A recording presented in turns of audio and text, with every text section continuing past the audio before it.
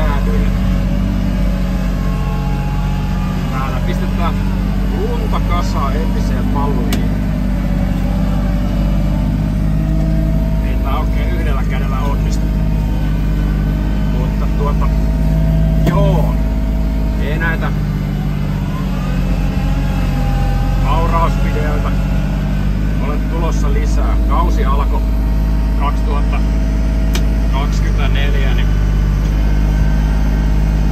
marraskuun, mitähän se on, 20 jotain päivä.